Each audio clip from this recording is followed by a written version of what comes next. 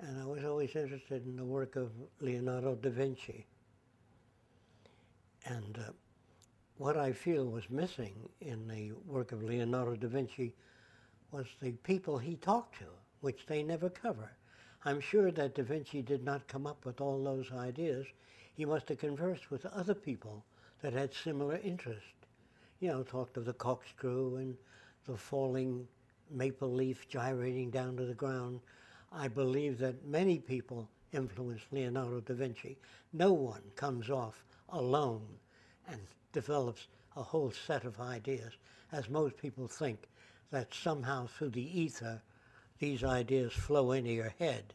They don't. If you're born blind and deaf, there's no development in those regions of the brain. So the only way information gets to the brain is through your sense of smell, touch, taste, tactile, teletactile. If you're born blind, you feel the scissors and you remember the tactical receptivity. This is how you retain it.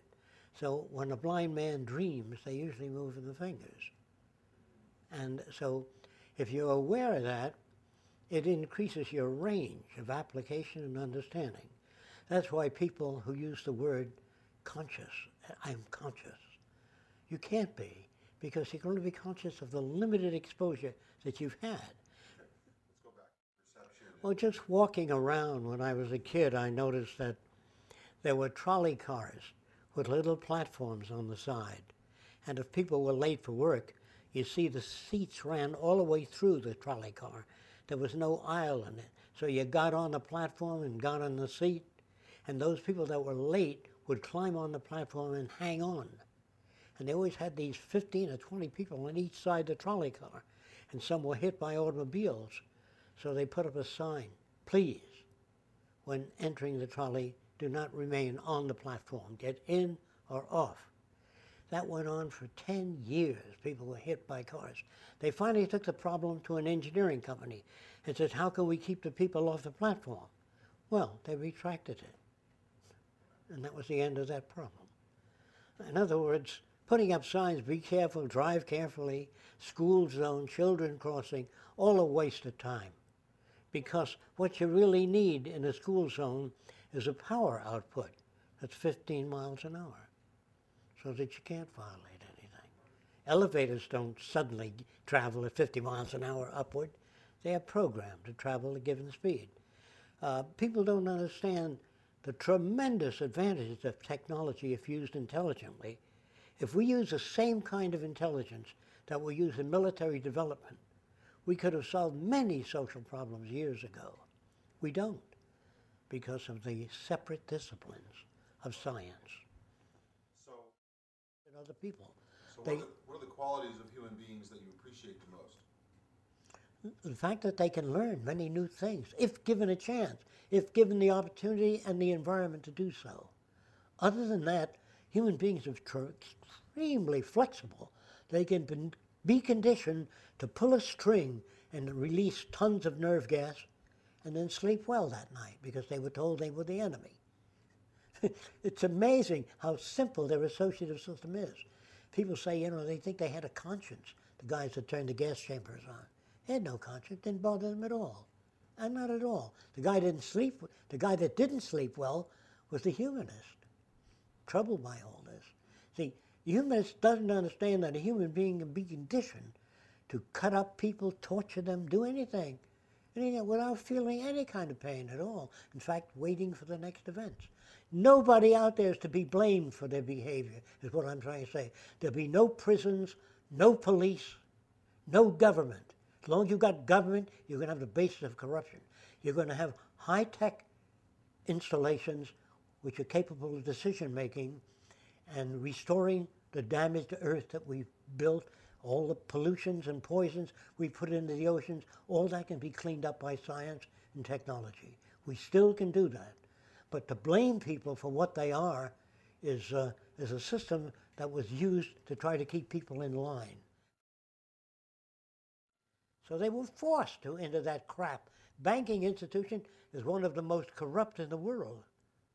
They can lend out much more money than they have in reserve. So, in other words, somebody said to me, money's based on debt at this point. Yes. People said to me, "Well, what are you going to do with the criminals?" I said, "Go into town and buy a box of oatmeal, and you'll find the oatmeal is way down in the box. That isn't enough." What do you mean by criminal? When do you call a man a criminal? When a psychiatrist pledges that he wants to help people, and a man comes to a psychiatrist and says, "I'm in debt, I can't pay my bills, I'm on minimum wage, my car broke down, I got 2 kids." The psychiatrist is going to cost you $60 an hour. How can you be a psychiatrist? How can you cater to human need in a monetary system? When a doctor tells you, "I think your kidney has to come out," how do you know that? How do you know he's not trying to pay off a new cabin cruiser? You know what I'm getting at? Yeah. So I don't feel good in a nation where people say sign on the bottom. That means they don't trust each other. That's what a contract is. If that's what you say, put it on paper. I mean, they don't trust each other. Now, lawyers are called mouthpieces. They're designed to find ways around the legal system. And through verbal technology, they can sometimes turn a jury around. The system is no good. You can't do that. See, if engineers design a bridge and it collapses, they can't say it was due to the former government group that was in power before us. They can't say it just let go. They have to account for that. But in politics, you can blame former administration. You can do anything you want to do. It's just not a valid system. It isn't that I'm against politics. It just doesn't work. It's very offensive, and it's something we could have surpassed years ago. The old So what's the replacement for politics? computers, artificial intelligence, connected to industry, resources, and everything else, so that when you look at your globe at home, you will know the condition of the earth, its resources, its population, its reservations in water, drinkable water, non-available resources, deep buried resources in the earth. You will have all that information. In some tribes where men are deprived of the opposite sex, for whatever reasons, a sex drive that's quite different, that the individual doesn't know how to relate to women and cannot have sex experience, for whatever reasons, that distortion in behavior is manifest by either damaged physical equipment or the inability to perform sexually may in turn produce aberrant behavior. So the aberrant behavior should not be put in prison. They should not be punished. If people do that naturally, if they have no other way of behaving, it means that they're products of nature. Whatever they've been subject to that make them child molesters, serial killers, whatever they are, we've got to remove those conditions that generate that kind of behavior. And if you don't know what those conditions are, you have no right putting a person in jail, tormenting them. Do you understand?